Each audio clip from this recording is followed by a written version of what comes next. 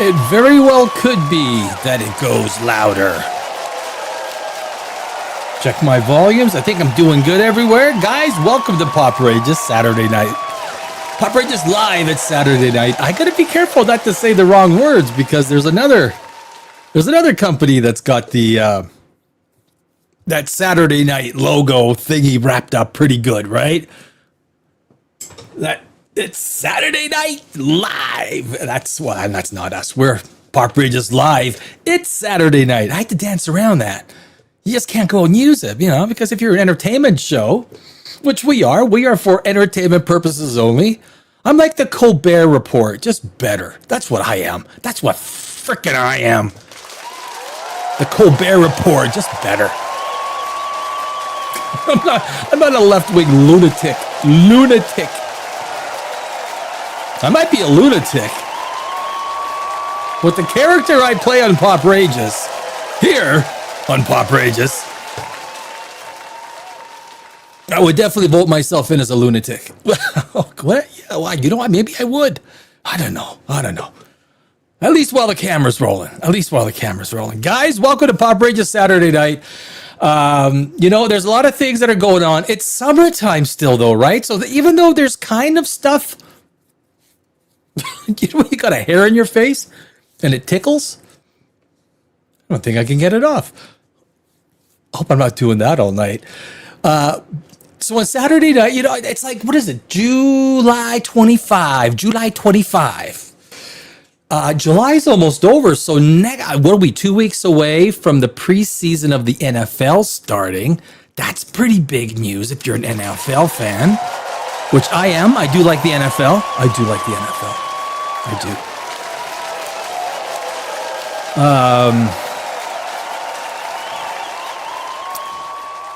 But it's been pretty hot everywhere, right? So everyone I speak to is kind of, I don't know if the right word is sleepy, but people are kind of, they're chill. People are chill, and why not? It's summertime.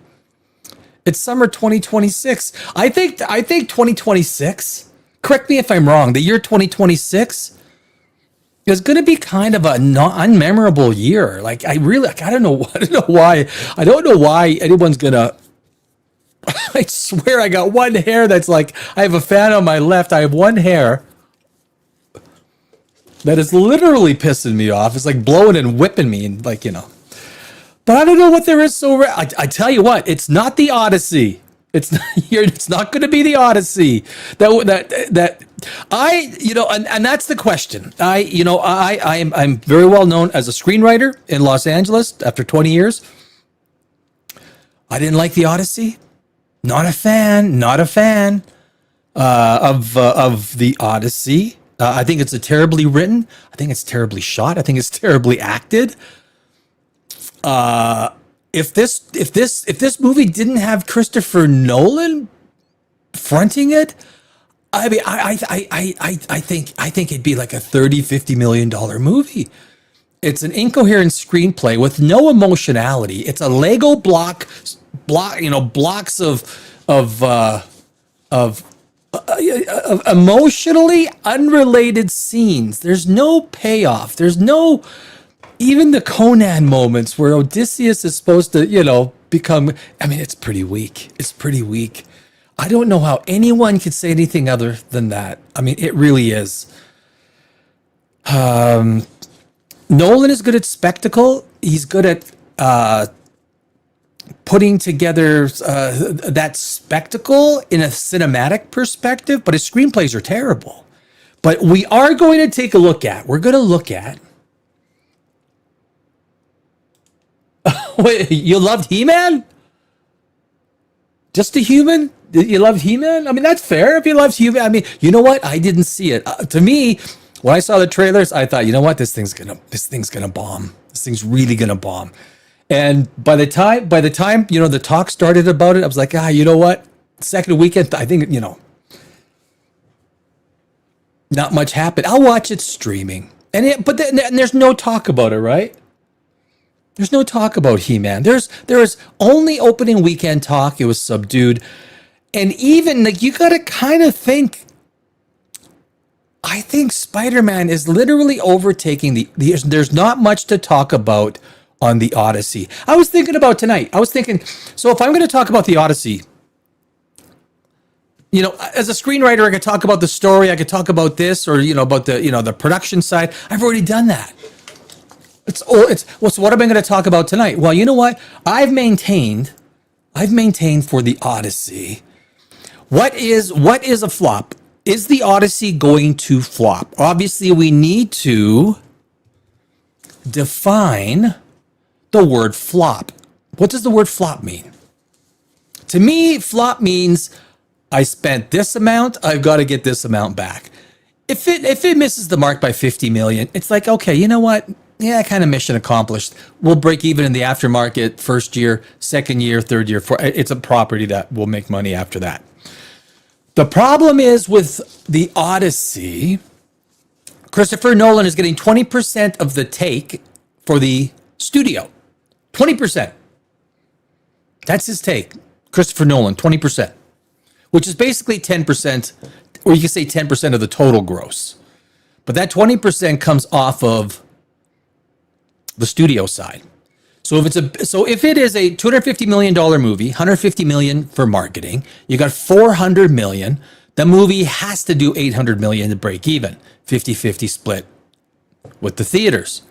But if Nolan is getting 20%, that brings it to 1 billion. 1 billion is the break even mark, with Nolan getting 20% of the box office. $1 billion. $1 billion. That's a lot of money. So the question becomes, what if it does 700 million? Is it a flop? I think it's a flop. In my book, it's a flop. 700 million, well, that's I mean, the studio is going to lose $150 million. Christopher Nolan will not get that same deal. It kind of shocks me that Universal signed on the dotted line. They kind of say, where's my pen? It's like, okay, there it is. There's my pen. They say, because Christopher Nolan was doing the drive-in, right? He just came off of Oppenheimer. And Nolan comes out and says, I'm going to do the Odyssey. Oh, geez. Christopher Nolan plus the Odyssey must be really good. Now, I maintain since day two, and I've stipulated this the whole time, I don't think he's the right director. If you're going to do a mythological fantasy, it is a mythological fantasy. Is it a true story? Well, no. If you want to believe this, is it a true story or a story that Homer wrote? Yes. Cyclops, gods, all this stuff. I mean, they don't exist, right? Let's be real. Did the Trojan War happen? Yeah, I think now it's basically they found the ruins. Did it happen that way? We don't know. We're not going to find remains of a horse unless it's petrified in the rock, but wood decays pretty fast. So the point is, was Nolan the best guy to do a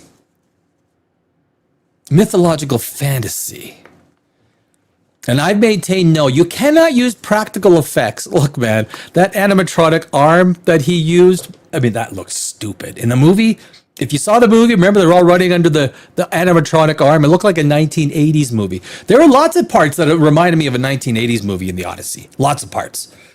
The ending, the third act, I actually laughed. That's to me that's how bad it was. I find it strange how anyone could have taken those long, drawn out, simple sentence, 1 or 2 syllable words in an American accent as being serious. I don't get it. I don't know. But here's the thing. I think the real thing that's the final question that's got to be answered is it going to flop? And what's the definition of a flop? To me, the definition of a flop is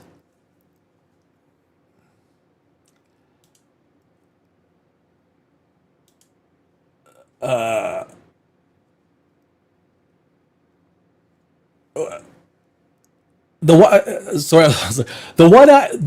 one-eyed giant was terrifying and sad in that movie. I felt sorry for him. The Cyclops?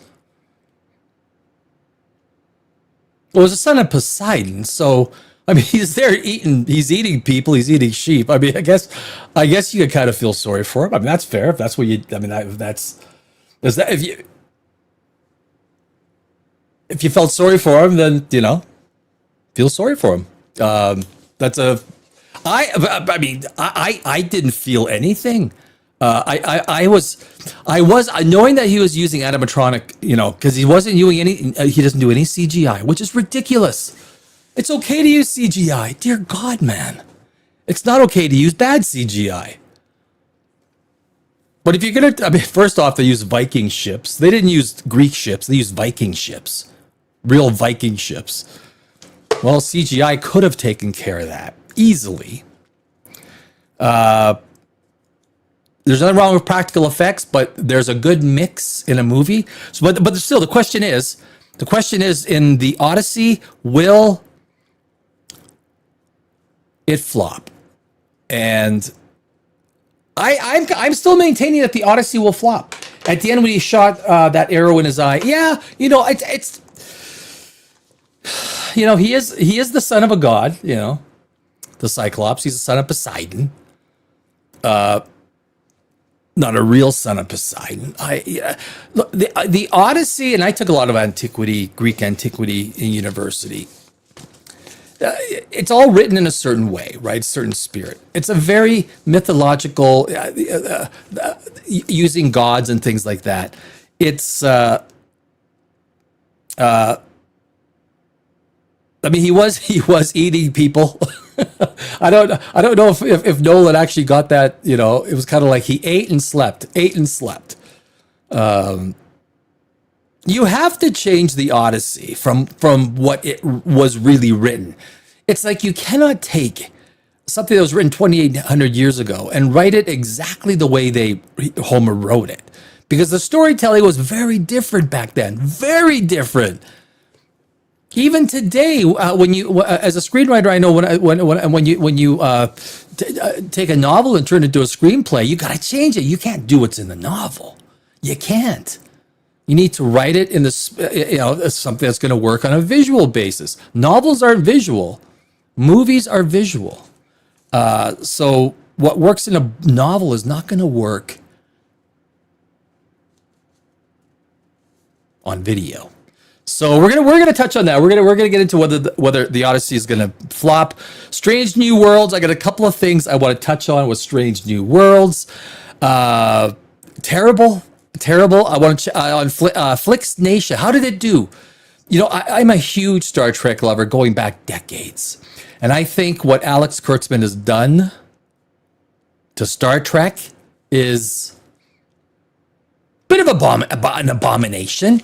Everything ever since Alex Kurtzman's got there, he's done nothing but take that franchise and drive it into the ground, whether it's Section 31, Starfleet Academy, and now the absolutely abysmal ratings of Strange New Worlds, Star Trek Strange New Worlds. Yeah, it's pretty bad. And Lanterns, we're gonna touch on Rings of Power. So on this Saturday night, Poprageous Live. But I do want to touch on, if we go to, I want to show, is the Odyssey going to flop? That's the big question. Let me see if I can get this here. Is the Odyssey going to flop? It's like every week I'm trying to do new things. I got this vertical and also horizontal. So we'll do share screen. Thank you very much. The Odyssey share. That's not supposed to happen. That's supposed to happen. So there we go. So here we go. The Odyssey, though. So these are the numbers as of yesterday. And here's why I still maintain that this movie is going to flop. Because it needs $1 billion at the box office to break even. $1 billion. Now that we know that Christopher Nolan is getting 20% of the studio take. So if it's $1 billion, the studio gets 500 million, 20% or 80% will be left for the studio, which is 400 million, 250 for production, 150 for marketing. Ballpark it, it's 400 million. So $1 billion is actually break even for the Odyssey, and why I think this thing might actually flop. Good chance it's going to flop. We are in the second week. Yesterday it did $25 million. Here we go, Friday at the very bottom.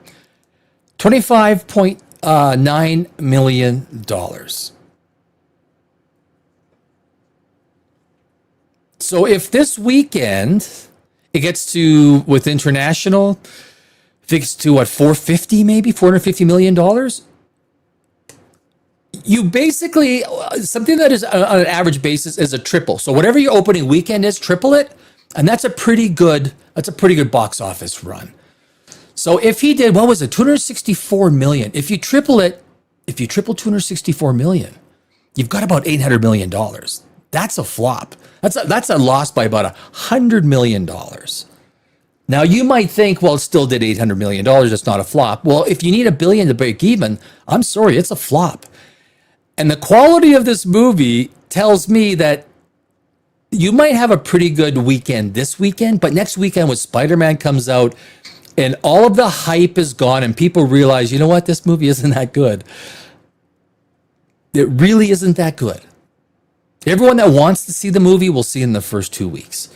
So if you ask me what my prediction is, I think it will end up around 700 to 750 million, and it will lose between 100 to 150 million, which is a lot of bucks. Even to Universal, that is a lot of money.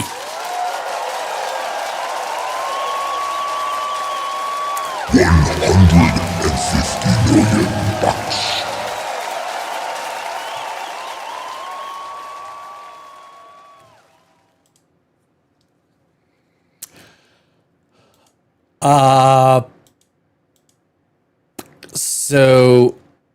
So that's the big question, not many people are talking about it anymore. It's basically, I don't think this is a movie. I don't think the Odyssey is one of these movies. It's not memorable. There's nothing that Christopher Nolan did. It's like Dunkirk. Did you guys watch Dunkirk? You watched Dunkirk once and it's like, okay, right, that was all right. I guess I've watched it.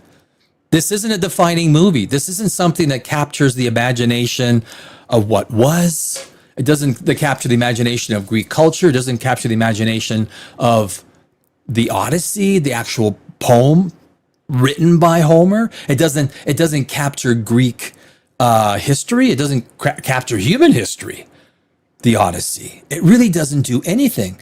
It is, and I maintain John Leguizamo should get a Razzie Award. I think Robert Pattinson should get a Razzie Award. These guys, this was just terrible acting. Now, granted, Robert Pattinson's not a bad actor. Bad scripts, and that's the big thing in Hollywood. Bad scripts will turn good actors into bad actors. And that's why actors are always so careful with the scripts that they say yes to. So my final verdict is I still believe, based on a $1 billion break even, that's $250 million for the production, $150 for marketing, and $100 million for Christopher Nolan's 20% take of the studio side, you get $1 billion. Will this movie make $1 billion? Will the Odyssey make $1 billion? I don't think so. I think it'll stall well before 800. I think between 700 and 750 million. It's just not a good movie. So, and I think that this movie will, to a large degree, destroy the Christopher Nolan halo. He's got the little halo on there. I don't think, I am invincible. Everything I do is fantastic.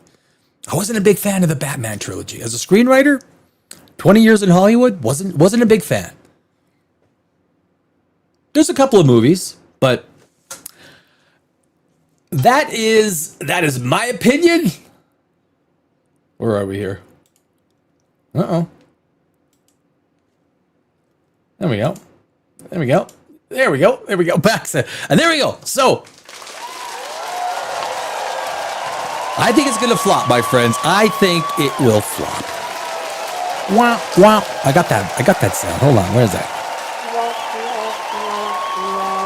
That's what I'm looking for. I've never been a big Nolan fan. I haven't. I don't dislike the guy. I think he's actually a really nice guy. Never met him, obviously, but I think he's a really nice guy. But you know, when it comes to movies, you got to have an opinion. And being a screenwriter, I've won hundreds of awards around the world. My opinion is, you know, and I think almost every screenwriter I know kind of, you know, it's the same thing. His screenplays are weak. They are very weak, but he's big on spectacle. Nolan is big on spectacle. That's the big thing, right? So, Star Trek, Strange New Worlds. Oh my God. Oh my God. Did you guys watch? You know what? I'm not gonna spend too much time on Star Trek: Strange New Worlds because not many people spend any amount of time watching Star Trek: Strange New Worlds. But what it does show is how much Alex Kurtzman has absolutely devastated this franchise. Let's get right to it. If we go.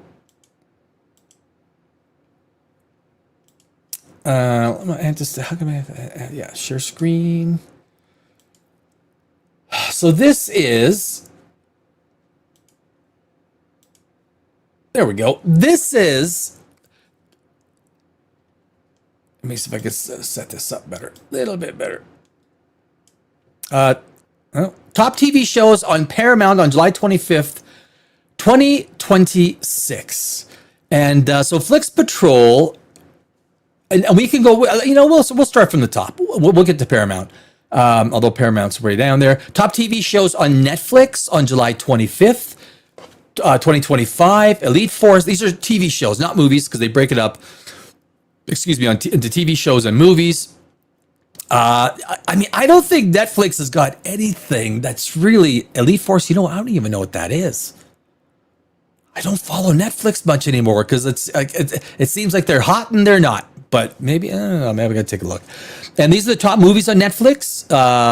Elise, Shadows of a Woman, Desire, 819, 700, 597. The Debt Collector, 23,000. The Creator, they must have got that put on recently.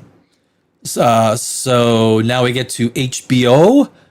House of the Dragon TV show. House of the Dragon is number 1. Rick and Morty. Stuart fails to save the universe. Blah, blah, blah. SpongeBob SquarePants at 70. That's kind of where Star Trek is. Top movies on HBO, my friends. We got Lee Cronin's The Mummy, Mortal Kombat, Undertone, Troy, Perfect Storm. The Perfect Storm. Isn't that amazing, you know? On Disney, we got The Descendants, Wicked, and we're getting to Paramount and Star Trek. This is actually a little bit on Star Trek. But just to give you an idea, Descendants, Wicked, Wonderland, 721, Avatar, still high up there, 68. A lot of people watching Avatar. That was a bad movie. Fire and Ash was not a good movie. The story was really bad. The effects, you know, the effects are pretty amazing. But the story was weak. Moana 2, Hoppers, yada, yada, yada. Top TV shows on Disney, Pompeii, Out of Time with Tom Hiddleston. I actually watched it last night. Most of it, I fell asleep to it. Not bad. But here we go. Amazon. We still got Amazon. Masters of the Universe. Project Hail Mary. It's probably too worth watching on a streaming basis. Top TV shows, Off Campus, Ride or Die, 398, 373, L at 361. See You at Work Tomorrow, 213. I don't even know what that is.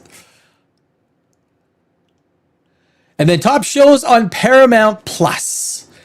Number 1 show on Paramount Plus for July 25th, 2026. And this is my point. If you saw some of the other streamers, you saw sort of where other scores hung in. Yellowstone is at 222. Dutton Ranch. I tried watching Dutton Ranch.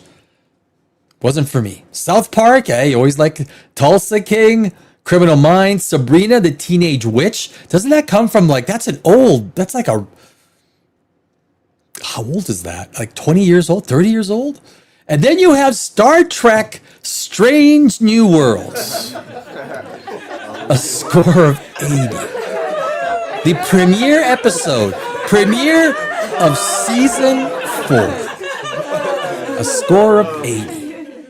Now, we're talking Star Trek. This is why Star Trek is not even a story. Nobody cares. It came and went with nobody talking about it. So the question is, why am I talking about it? I'm making the point. Alex Kurtzman has thoroughly, just like Kathleen Kennedy, has done the same at Star Wars.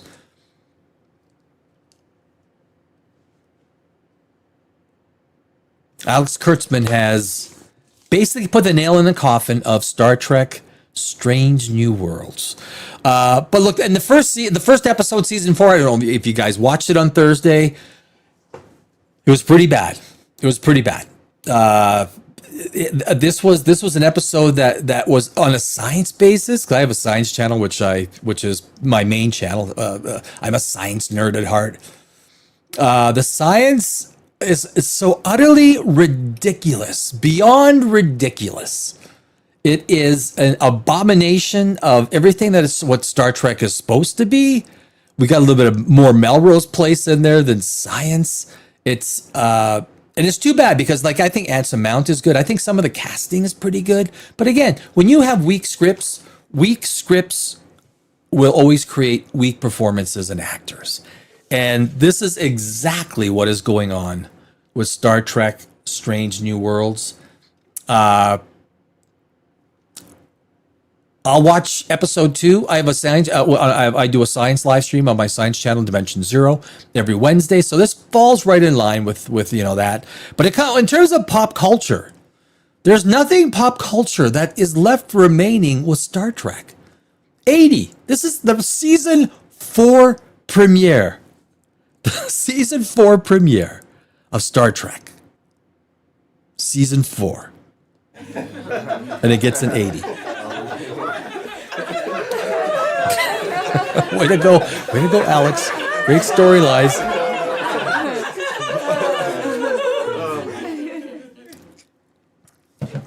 But basically, and you know what happens? They have this interstellar storm, which is called an interstellar squall, and they don't exist. There's no such thing as an interstellar storm. So they go there, and then somehow they use this idea of quantum it's all technobabble. They use quantum entanglement because some big energy thing goes, and all of a sudden they go back in time 65 million years to the dinosaurs.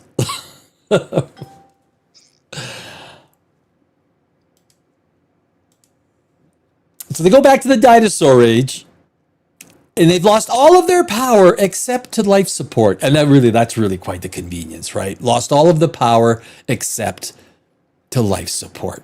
Well, that seems to be a plot coincidence, but okay, that's okay. We keep going. There's a civilization on Mars 65 million years ago. They have spaceships. They've got these intricate, I don't think they have warp drives, but they got these pretty sassy ass spaceships. And because the Enterprise has got no power, they take over the Enterprise. And meanwhile, so they got to find iridium, but they find iridium on this other planet with the dinosaurs, which, yes, happens to be Earth. As they find their iridium, this very human-like civilization, they look human, they have pointy ears and this blue thing going down the center. That's really convenient. Holy jeez, great imagination, Star Trek, great imagination. But these people, they phase in. They have this phasing tech. They phase in to the Enterprise, and they take one of their warp, antimatter cells. Now, it's a little thing like this. It's not a whole lot of antimatter. To power the Enterprise. I won't get into it. That's what I do on the Science Channel. But anyway, they steal it. They disappear. They take the antimatter. And they basically explode this 5th planet where the asteroid belt is. They explode the planet, and one of these chunks goes. It's an asteroid, and that's the Chicxulub crater that destroys the Earth or destroys the dinosaurs. Everything gets like, oh my God, are you serious? Are you serious? Are you guys absolutely serious?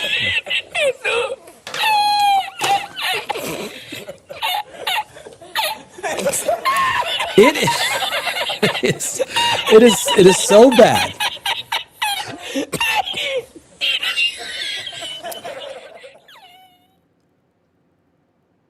I gave it a 4 out of 10, and that could be, you know what, the one thing that is, well, the one thing I do like, here's what I do like on Star Trek Strange New Worlds. Some of their effects are pretty good.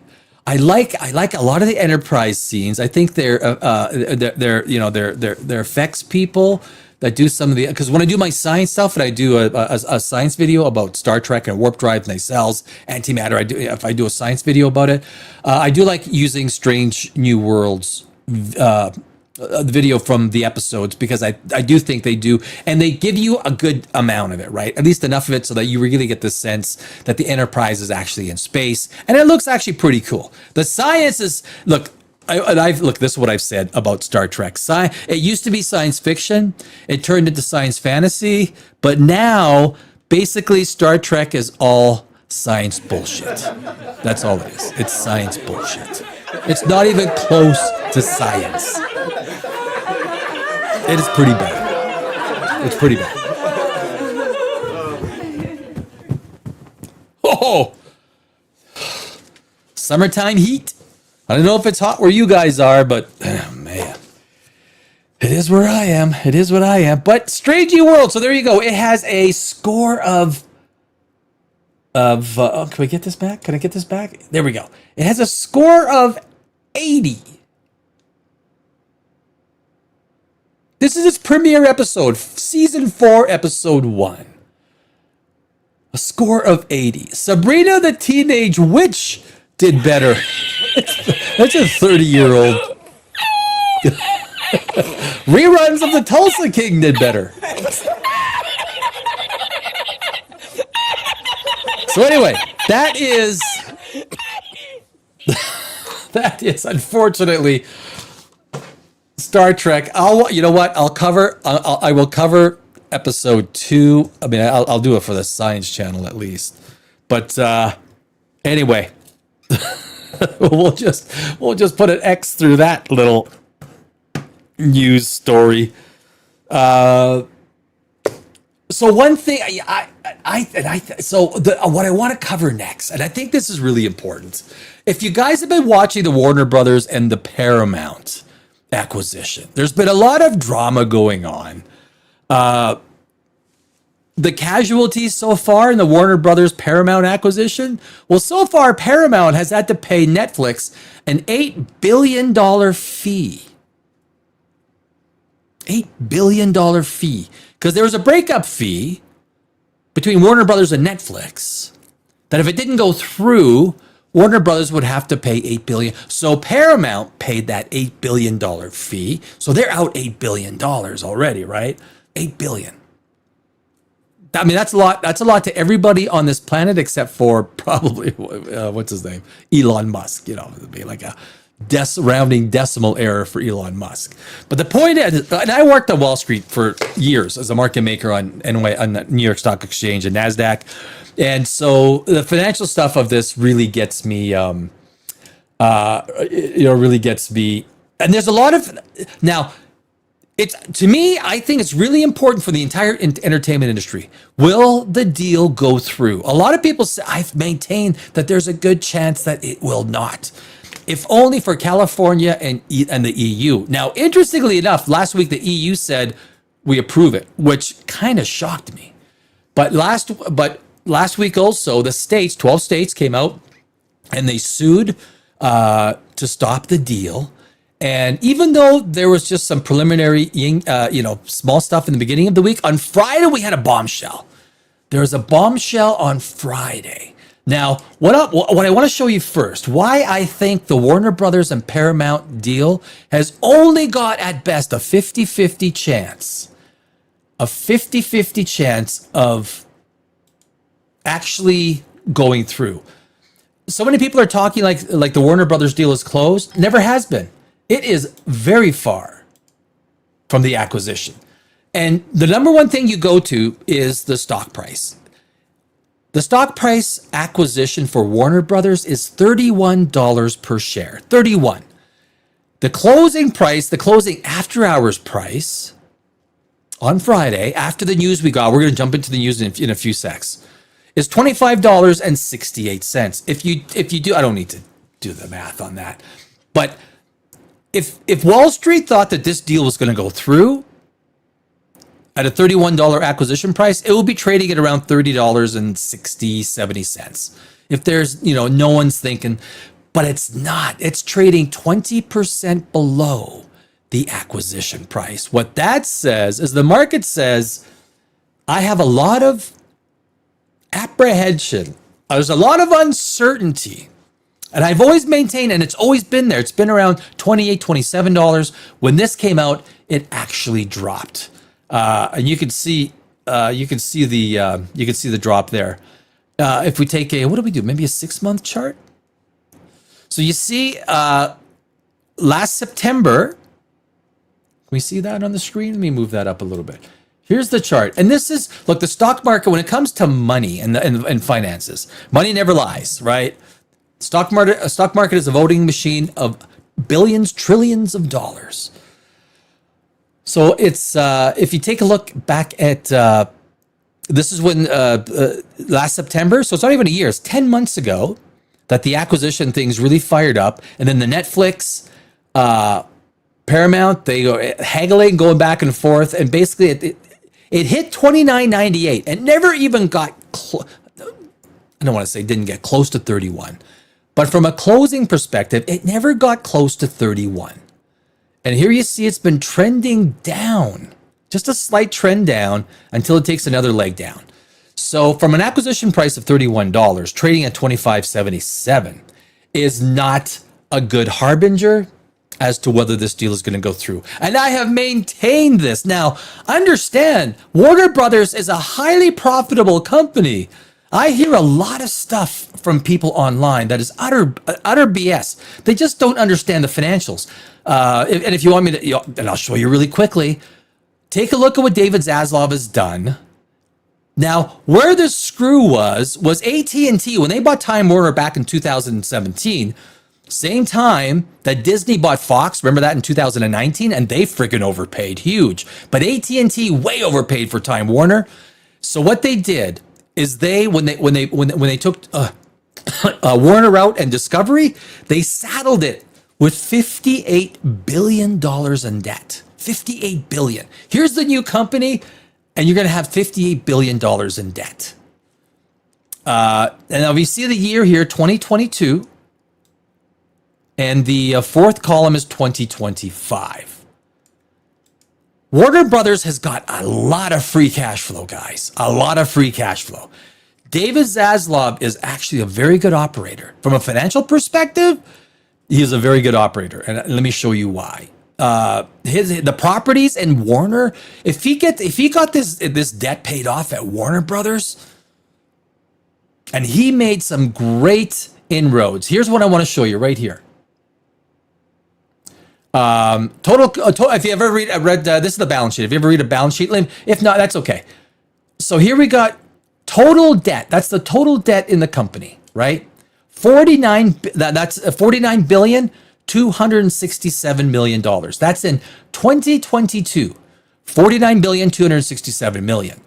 As of 2025, it is only $33,250 million. David Zaslav has taken 4 years of profits on a dedicated basis and has been paying off that debt at Warner Brothers. Yeah, that is one hell of a job, guys. There's a lot of cash flow in Warner Brothers. Make no mistake. I've heard people talking online, oh, it's just losing money. It makes so much freaking money, Warner Brothers. It is a cash cow with its licensing deals, all of its properties and everything that it does. And David Zaslav has taken that debt down in 2022 at 49, almost 50 billion.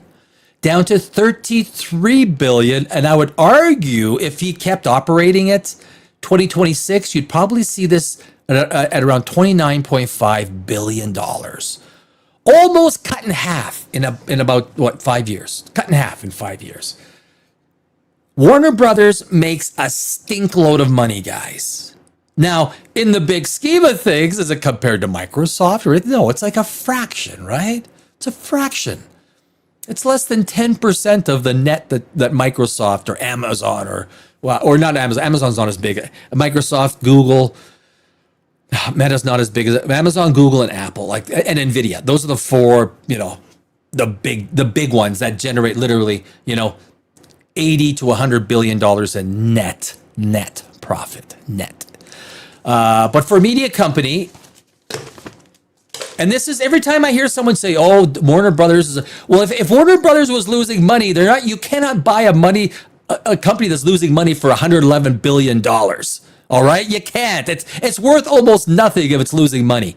There is a lot of free cash flow in Warner Brothers. It makes cash, which is, and here you go, that top blue line, total debt from $49 billion in 2022 down to $33 billion in 2025. And again, that's because David Zaslav is taking almost all free cash flow except for maybe $1 billion annually and paying off that debt.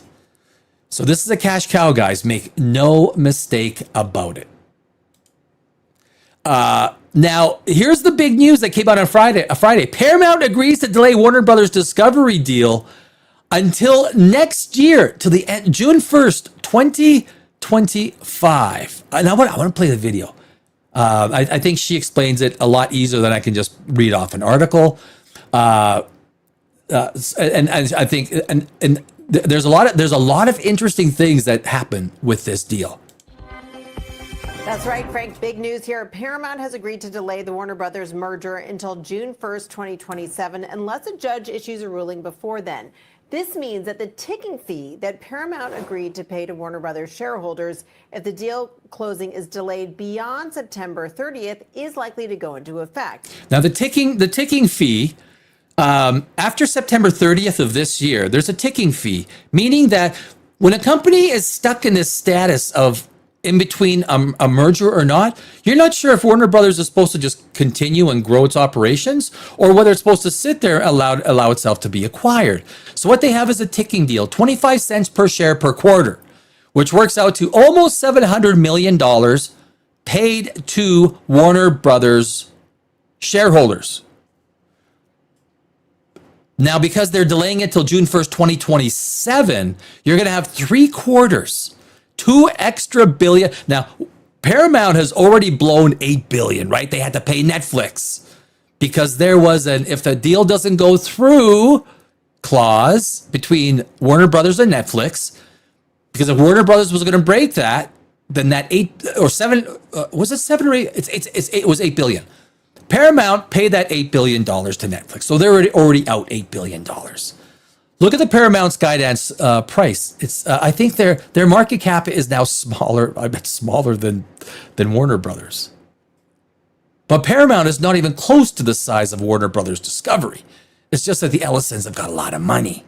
Now, Paramount has to agree to pay the equivalent of about $7 million a day starting after That's the ticking September fee. 30th, which means by end of June, Paramount could be paying an additional $1.7 billion for Warner Brothers Discovery. Now, despite that additional payment, Paramount calls this clarity a win. Paramount saying in a statement, quote, "Today's agreement is a significant..." And this statement is just trying to put on a brave face. They know this deal's in trouble. Paramount knows. The Ellisons could lose $15 billion in this deal. $15 billion.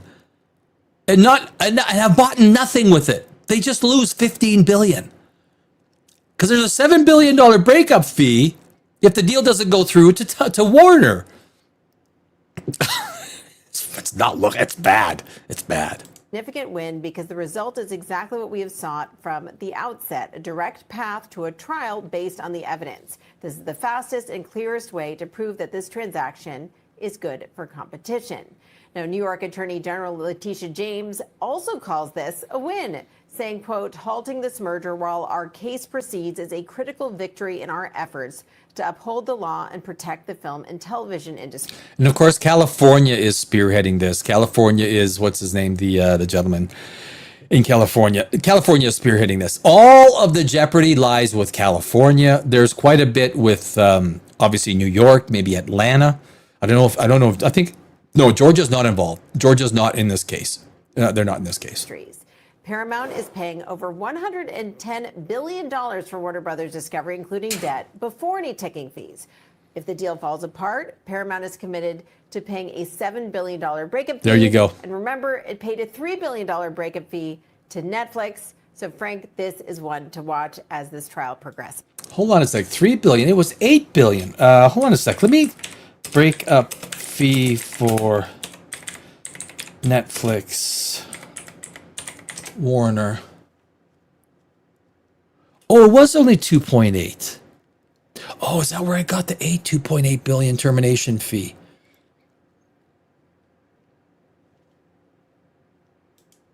Okay, let's so they'll lose about 11 billion.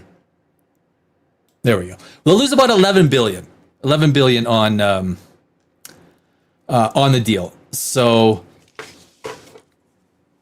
but it's absolutely so anyway, so they've agreed to delay it till June 1st, 2027, or until the court decides anytime sooner, at which time Paramount will make a decision as to whether they're going to continue with the deal or not. I mean, this is a disaster for Paramount. This is a disaster for the Ellisons. This is a disaster for Paramount's. I mean, if you take a look at PSKY, what is their market cap? Oh my God, guys, let me share this with you. This is how ridiculous this deal is. So this is Paramount Skydance. This is their 1-year chart. It hit a high of 1973 when they were trying to buy Warner Brothers. Look at it; it just keeps going down and down and down. $8.21. Now, the price doesn't mean much because it's all dependent on how many shares are outstanding, right? So, what is the market cap? The market cap is $9.2 billion. $9.2 billion. Now you do have to take in, how much debt is on the books. And based on 2025, their total debt is 13 billion. They got 13 billion. So if they would convert that into debt, into stock, it's basically, you'd have to buy that out. So it's like someone's saying it's a $20 billion purchase. That is half of what. Let's take a look at Warner Brothers. Well, I'm telling you, Warner Brothers is a bigger company. And this is what makes this whole thing look even more ridiculous. Look at the market cap. $64 billion company. You have got a 10 billion, not even 10 billion, just under $10 billion market cap company purchasing a $64 billion company. That's not how great mergers happen, guys. That's not how great mergers happen. Do you think Larry Ellison wants to squander, he's running Oracle. He's a founder of Oracle. Just so you could own Lord of the Rings and Harry Potter and Dune and a few other franchises? This is such a stupid acquisition. Stupid. It makes absolutely no sense. Look, the Ellisons are going to take a beating on this. And now it's delayed until June 1st, 2027, and that could cost them an extra $2 billion. Oh, man, guys. Larry Ellison, David Ellison, well done. Well done. That's how bad this deal is for Paramount. A $9 billion company acquiring a $64 billion company. Huh? Yeah. It's ridiculous. It's ridiculous, my friends. Believe me. And it is a big reason why I've always said everyone's talking like this deal's going to close. I am the only one that I know of who has been saying, no. I thought EU was going to be much more prominent in now they allowed it to go through last week. Shocker. That was a big shocker. But Paramount is now saying with this delay till June 1st, 2027, they're saying, okay, yeah.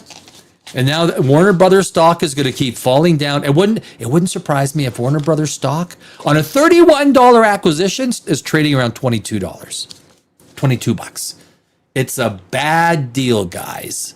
Warner Brothers should be buying Paramount. That's what should be happening, because they are only 15% the size of Warner Brothers. Paramount is.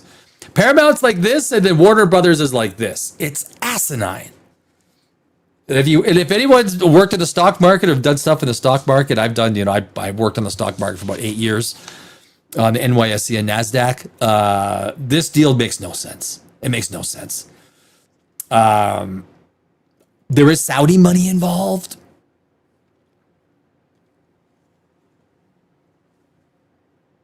So, guys, there we go. I think it's a big deal. It's a big deal for the whole entertainment business. It really is. What's Universal going to do, right? What's Lionsgate going to do? What's some of the other smaller studios out there? What's everyone going to do? I don't think the big tech companies want to be in the entertainment business. Just like Microsoft got into the gaming business, it looks like they want to get out of the gaming business now, right?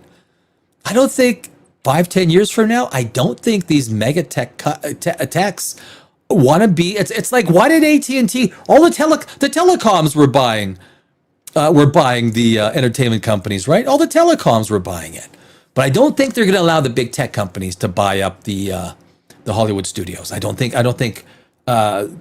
regulators are going to allow that, especially EU or the state ones.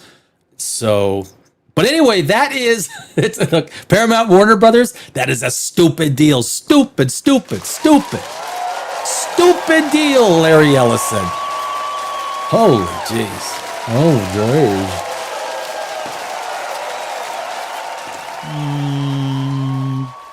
All right, Mackie. Thank you, Mackie. Mackie rocks. What am I doing here? So, something else I want to cover tonight on this sleepy Saturday evening. Sleepy Saturday.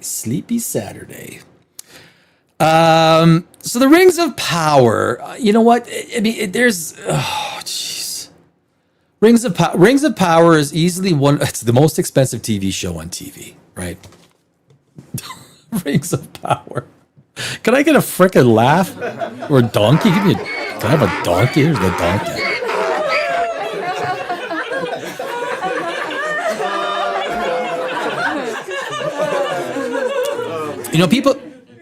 People always ask me, as a screenwriter, having been in LA for 20 years,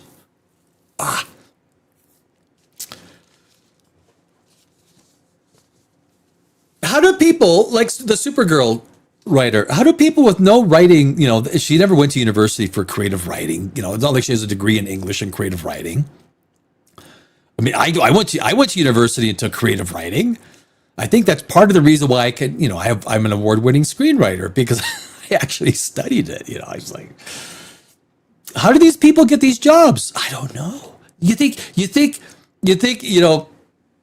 there's thousands of talented screenwriters that have written screenplays that have won awards in film festivals, that have had recognition on one way or the other, and then you have someone that just pops up and with no experience and starts writing Supergirl and Wonder Woman?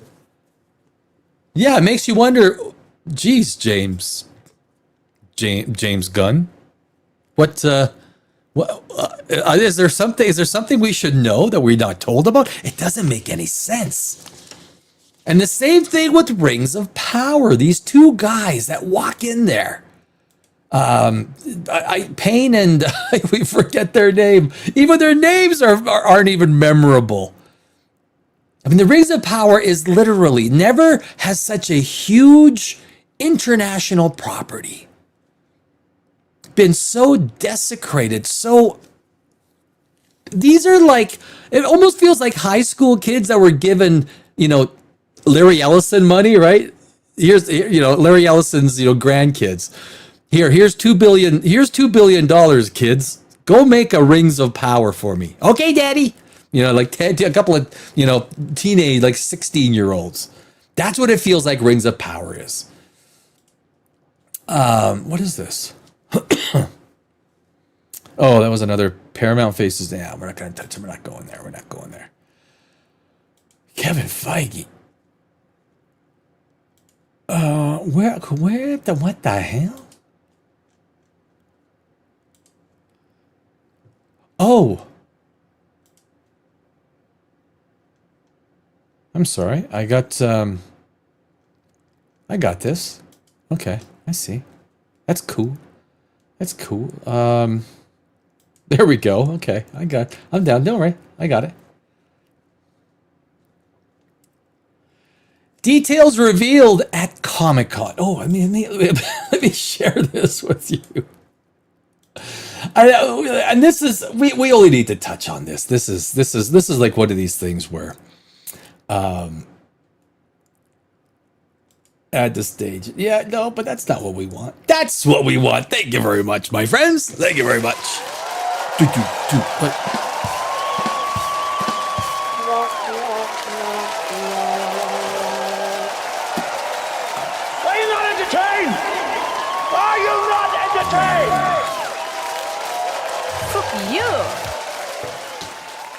Me. Enough of that. So, details revealed at Comic-Con. Ladies and gentlemen, you know the Lanterns is coming out. The DCU, if you've been following and you even care, James Gunn has absolutely obliterated the DCU. And what's interesting is he's trying to use, if you ask me, he's trying to use the failed blueprint. DCU. Did I say MCU? DCU. He's trying to use the failed blueprint of a few years ago of the MCU, using TV properties to mix with movie properties.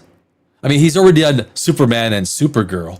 Like, wow, well done with the Supergirl, right? There's nothing like starting an entire universe and doing the same character in your first two movies, which is basically if you're gonna have a Justice League, so far what you got Superman, Supergirl, and the dog, right? So that's the Justice League. And look, man, maybe Mr. Terrific, I don't know, maybe. I mean, he was okay. Everyone talks about, oh, he was good. He was average. He wasn't that good.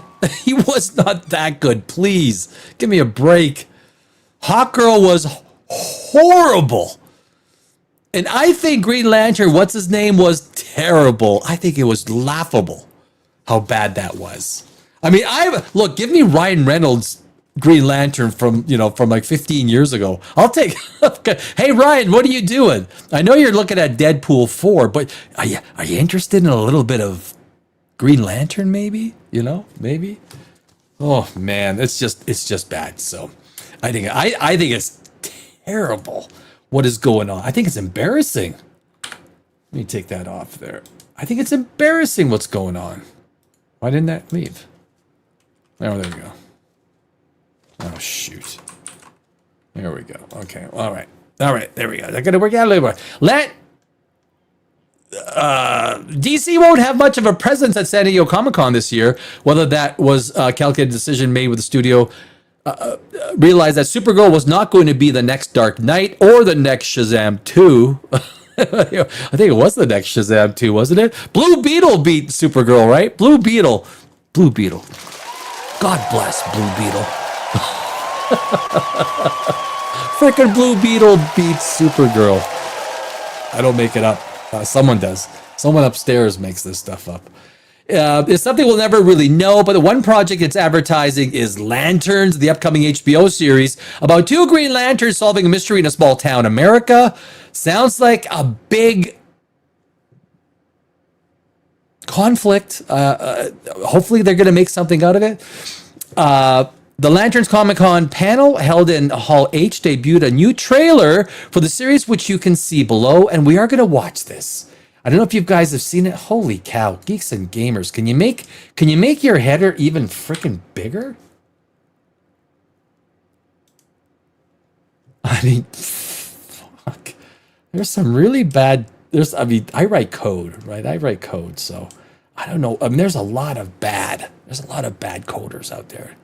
It makes no sense. So this is the new trailer for Lanterns. I don't know if you've seen it already.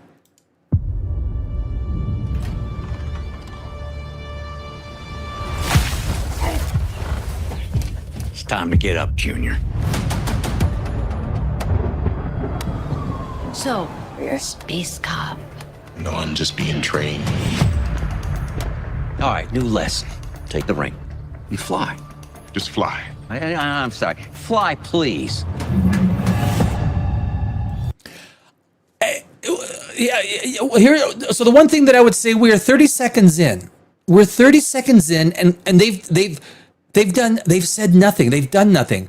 So when you make a trailer, you really want to make especially for arguably this is the second trailer. Why wouldn't you use your first 30 seconds to grab everyone's attention? I literally feel like I feel like going to the fridge and grabbing a bowl of cherries. 27 seconds in, we've got nothing. Here's a ring, fly. What? Excuse me? Oh, I'm sorry. Fly, please. That's like, if I was the head guy, I'd be like, you want to release this trailer? You got no bang in the first 30 seconds and you want people to be impressed? Like, that's just, What's that? You're the backup quarterback. For now.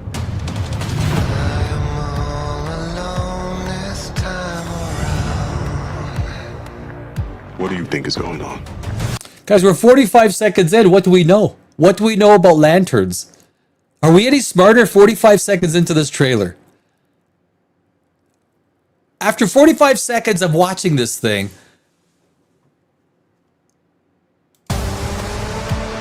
It's no accident we're here. These victims are gonna end up being alien. Based on what? I have a feeling. He has a feeling. I think this is more than just a feeling. This is a threat no one's ever seen before.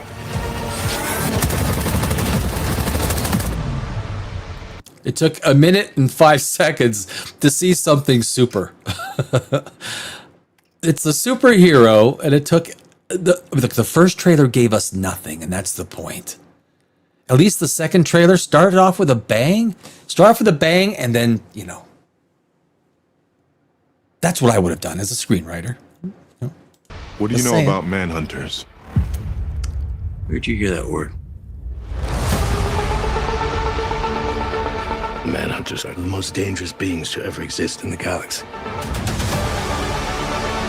They could take the form of any species. So it could be anyone. And so basically now they're trying to set up the antagonist, right? The idea that this is what protagonist versus antagonist. Again, we're 1:30 in. You couldn't have got to this sooner and started, building people up for an energetic kind of a feeling. But what this tells us is this TV show, if it mimics the trailers, could be boring. It could be boring. Because what is in the trailer is a lot of the times what is going to be the underlying mindset of the TV show. He's gonna send an army to put you down.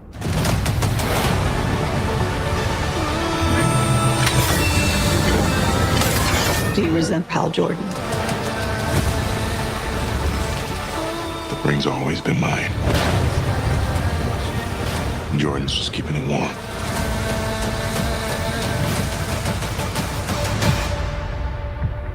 Sinestro.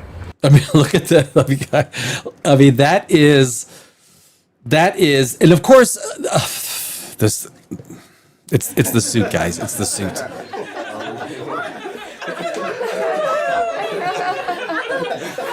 What is it? The emerald. What is it? The emerald power, right? That the emerald. The Green Lanterns get their power from, right?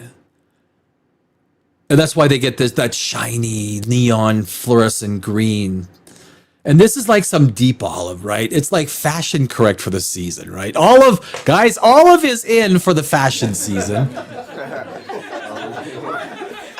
Because Lanterns is bringing it back, baby. Bringing back the olive. It is a terrible. I think it's a terrible costume idea. Terrible.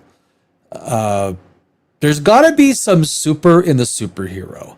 We're okay to see prime colors in superhero movies. Now, you don't want to use too much of it. Prime colors makes things look cartoony really fast in a bad way. The Witcher's a great example. The Witcher used so many prime colors. It was terrible. You don't really believe he's your backup, do you, Hal? It's now I forget his name. But you know, like there's some good actors in this. These are the No. Let's say what he actually is. My replacement.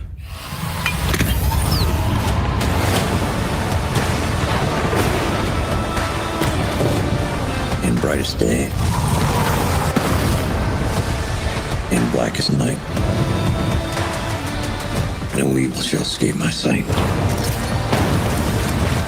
Let those who worship evil's might beware my power. Green Lantern's light. My biggest complaint is that if you're going to get something to really get the juices of the public going, to really go like, man, I can't wait for this.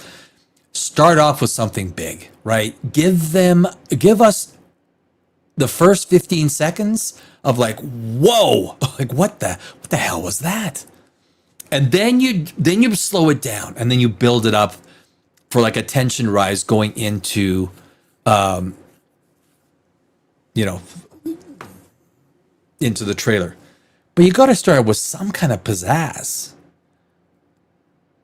Trailers are about energy. Trailers are about exciting people. Trailers are about making people go, whoa, whoa, whoa, what is this? It's the feeling of anticipation that if I'm going to miss this, if I'm going to miss the first episode of this TV show or this movie, it's going to be total FOMO. There's no feeling of FOMO on this. There's not, there's no, it's like, okay, yeah, okay, I guess I'll,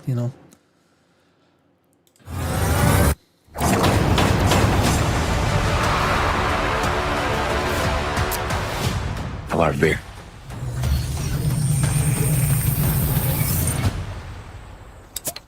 Cute. I know.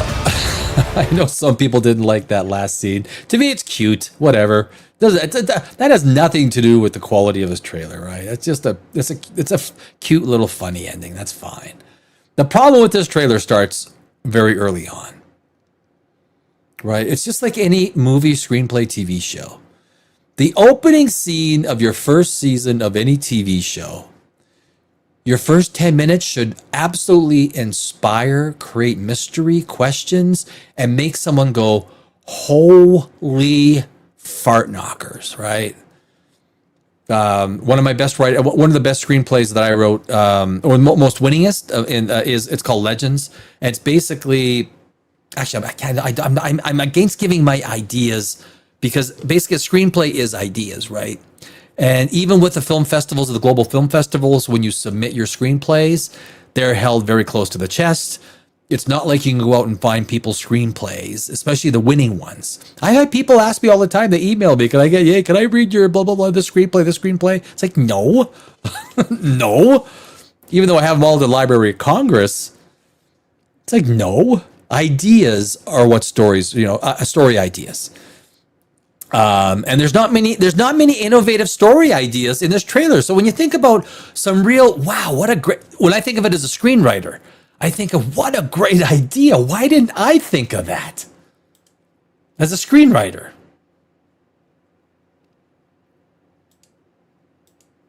How do we get this there? So as a screenwriter, I will watch a trailer like that and I'll say, wow, what a great idea. Why didn't I think of that? Holy jeez. Why didn't I think of that? As a screenwriter, there's nothing in there that makes me go, wow, that was a great idea. And when you are a screenwriter, or when you're a writer, even a novelist, I guess, but look, a screenwriter, a script writer, a TV show writer, a movie writer is very different than a novelist. That's why George R.R. Martin is not a screenwriter. He's a novelist. Totally different thing. I'm an award-winning screenplay, script, TV guy. I've won hundreds of awards in the biggest film festivals around the world. I don't think I'm particularly good at writing novels. But visual screenplays, TV shows, I seem to do pretty damn good with it, right? With so many award-winning screenplays, from Berlin to Stockholm to Greece to Athens to everywhere, you know. So a lot of that. So as a screenwriter, you look at stories, you look at trailers, you look at these ideas. So when I look at like something like Supergirl, as a screenwriter, you think, okay, what kind of tidbits? You think she did nothing. She did nothing that a grade 6 student wouldn't do in writing see spot run. Because that, as a screenwriter, as a writer, or even as as someone who's been in front of the camera and behind the camera, in production, in all sides, I look at a story and a trailer and go, why? Project Hail Mary. There are many things there that I go, wow, why didn't I think of that? That's a great idea. Why didn't I think of that? Project Hail Mary. There's not many movies and TV shows that makes me think, why didn't I? Well, what a great idea. What a great idea. There's nothing. Whether it's a plot device, whether it's how the characters come, it's whether it's one of the twists in the screenplay or the movie, it's whatever it is in there. Almost everything that comes from Hollywood, guys, is stale. It is emotionless, Lego block, whale blubber, absolutely linear, see spot run. Look at Jane, see Jane go. The Odyssey is a perfect example, guys. It's a perfect freaking example. The Lanterns trailer is also a perfect example. There's nothing in there that makes me go, wow, I wish I would have thought of that. Jesus. It's pretty disappointing. Pretty disappointing, guys. That is the Lanterns trailer. Lanterns. So the what do we got here? So that I don't know if there's much else to. Let me take a look. The new Lantern trailer reveals a lot about the cosmic side of the show's story. It does reveal a little bit about the antagonists, the Manhunters, but it doesn't reveal anything that makes you go, whoa. Right, that real whoa factor, that real, damn, I gotta see this. The Spider-Man trailers are fantastic. They give you so much juice, but they also slow it down. So their pacing, just the pacing of a trailer, is critical. What Sony's been doing with Spider-Man has been phenomenal. And and hats off to Tom Holland. He didn't do good in the Odyssey. He didn't. But he is an amazing Spider-Man. Wait, that sounded pretty good. He's an amazing Spider-Man. But this Lanterns trailer, like I say, that's the biggest thing that I take from it, is if there's nothing from a screenwriting perspective that makes me go, wow. There's nothing at all. What do we got here? Where are we? Did we... Jon Stewart's investigation... Sinestro, the Rogue Green Lantern who trained Hal Jordan, also appears. He was in the Ryan Reynolds, right? Movie? Was he not? Also appears, played by Ulrich Thompson. And while it's unclear if he has betrayed the corpse yet, he seems villainous enough. I don't know if he. I don't know. Guy Gardner, the Green Lantern who appeared in James Gunn's Superman. I think he's freaking laughable. I think he's a laughable Green Lantern. Shows up in the new trailer as well, once again played by Nathan Fillion. Hal and John use the creative potential of their power rings fairly often. Perhaps to really fairly often? You barely freaking seen it in the trailer. You barely even seen it. I think there's 3 times. Hal and John use the creative potential of their power rings fairly often, perhaps to What I saw, a swash. How about, geez, I was an English major that fears that the series would, someone used a thesaurus there. That would be a light on sci-fi fun and focus on being a dark grounded crime show. And there he is. Several members of the Lanterns cast appeared at the Comic-Con panel, including Chandler Pierce, Garrett Dillahunt, and Purna Jagannathan, as well as showrunner Chris Mundy and co-creators Damon Lindelof and Tom King. However, Nathan Fillion appeared as a surprise guest, according to Deadline. Fillion joked that he didn't get the email about the panel, but is kind of a big deal at Comic-Con. Following Fillion's arrival, 6 clips from Lanterns were shown, depicting scenes in which Hal trains John. Hal interrogates a prisoner. John gets a new mission. Guy Gardner arrives in Nebraska. Hal sits in a bar looking for a fight, and the revelation that John was romantically involved with Garrett Dillahunt's character's wife. I think that's one of the funniest looking Green Lanterns. Nathan Fillion.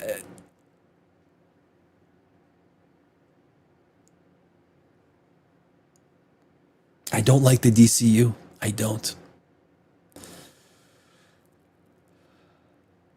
I don't like the DCU. You know what? I think that's enough. We don't need to. We don't need to cover the rest of that. But that was the Lanterns trailer, guys. It's uninspiring.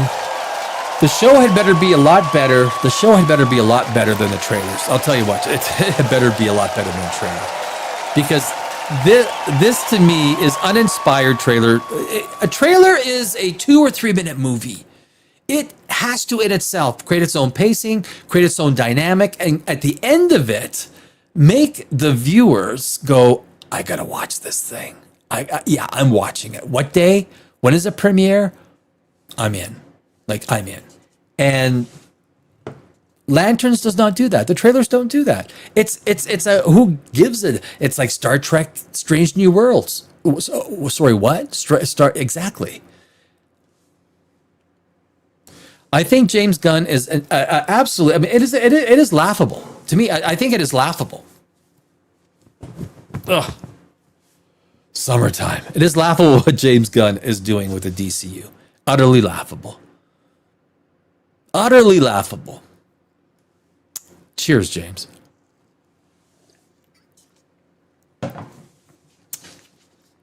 You know what? I'm gonna save. There's one more.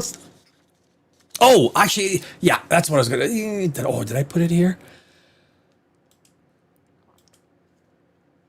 There it is. A Spider-Man, guys. I'm gonna say Rings of Power is a little bit ways off. I'm gonna save the Rings of Power trailer till next week. We're live on Tuesdays and Thursday here in Poprageous, so I'm gonna save the Rings of Power trailer till Tuesday.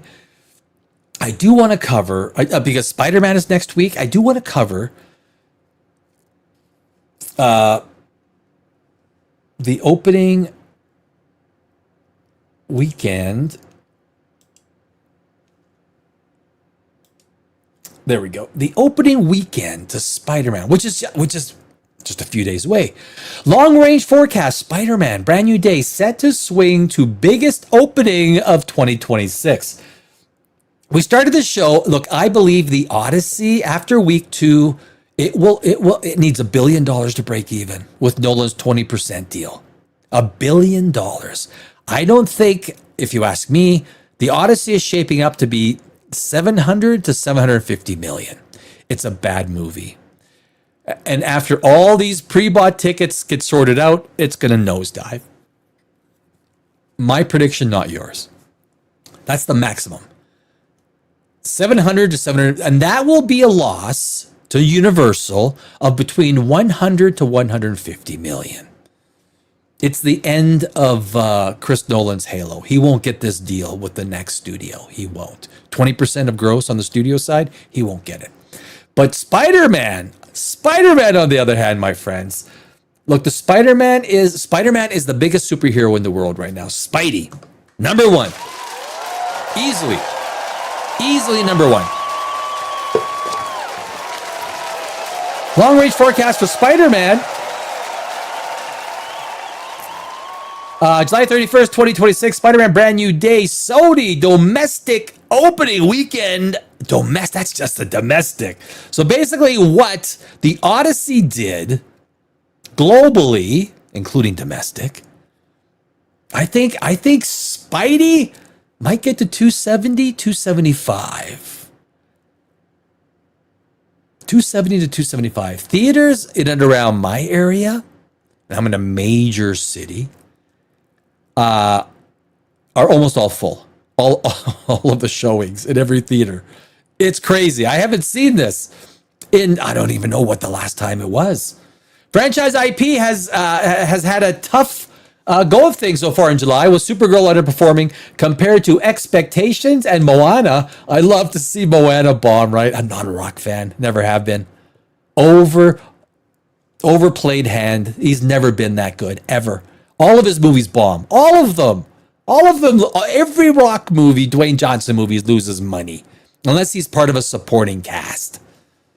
Maybe there's one or two where he's kind of broke even, made a profit. But anyway, with Spider-Man Brand New Day, that trend looks to be changing. Pre-sales started off strong and tracking has been ticking upwards, indicating that even if, as our forecasting panel currently predicts, Brand New Day doesn't open to Spider-Man No Way Home numbers, it should still give cinemas a welcome boost as they close the summer.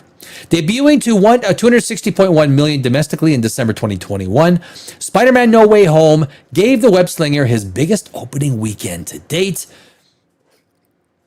surpassing second place opener Spider-Man 3 with 151.1 million by over 100 million. That film, though, was part of the Tobey Maguire era among Spider-Man movies starring Tom Holland. Brand New Day is expected to open closer to No Way Home's 260.1 million than Spider-Man Homecoming's 117 million, or Spider-Man Far From Home's 92.5 million. It's the only movie franchise, guys. It's the only movie franchise that actually is increasing as the sequels go on.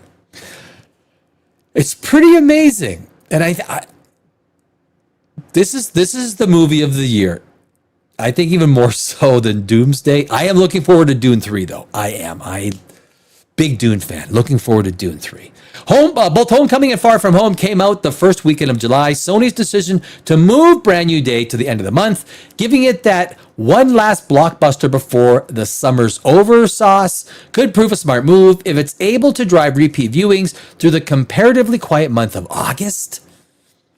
I think the timing is fantastic. Deadpool or Deadpool Wolverine was the same thing, right? July 26th. It came out on July 26th, 2 years ago. 2 years ago, right? Yeah, 2 years ago. So a late July opening, yeah, it gives you that great, and it also gets you into Labor Day, which can be a very good weekend, a long weekend. Although September slows down big time. That failed to happen last year with the Fantastic Four First Steps. That was a terrible movie, guys. If you guys watch, I thought that was a terrible movie, Fantastic Four. Not terrible. It wasn't good. It was a 5. That failed to happen last year. That with Fantastic, it lost a lot of money with an opening of 117.6 million, then dropped 67% in its second week. Exhibitors will be hoping for a repeat of 2024 when Deadpool and Wolverine closed out the summer with a $211.4 million domestic opening, en route to a $636 million domestic opening. And here is the trailer. You know what? We will be hit Spider-Man. Well, which one are they not hitting? Yeah, Spider-Man. Yeah, they're copywriting that one pretty hard. But they are loading up the characters in this movie, and I think that's a smart thing. I think the storyline is getting back to a more traditional Spider-Man. I forgot what the comic book. I'm not a comic book guy, but that's exactly what you want to do with this. People are looking for a little bit more traditional stuff. Tom Holland's a great Spider-Man. We got the Hulk. We got the Punisher. We got a lot of things happening there. So there you go, guys. It looks like Spider-Man will own the box office this summer, and it should. I haven't seen it. The Odyssey sucked. The Odyssey was a 4. With Nolan, it's a 5. But as a movie, it's a 4.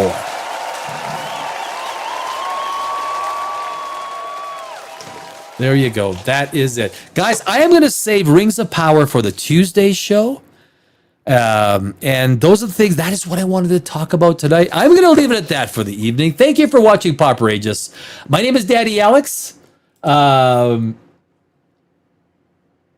Summer is almost over. We're going to back to school time in about 1 or 2 weeks, and also the NFL season. The lazy days of summer are coming to an end. Well, I mean, we still got a little way to go, but it's July is always the slowest month. It always is. But guys, thank you very much. My name is Danny Alex. It was great to have you along. Saturday night, Poprageous Live. It's Saturday night. Every Saturday, stop by, come and say hi, hang out, watch, put me in the background, tell me, ask me a question. I don't give a damn. Do whatever the hell you want, but hang out. I will see you on Tuesday night, guys, on Poprageous Live on Tuesday, Poprageous Live on Thursday. And I hope you have a great rest of the weekend. And stay out of trouble. Oh, no, wait. Or should I say get into trouble?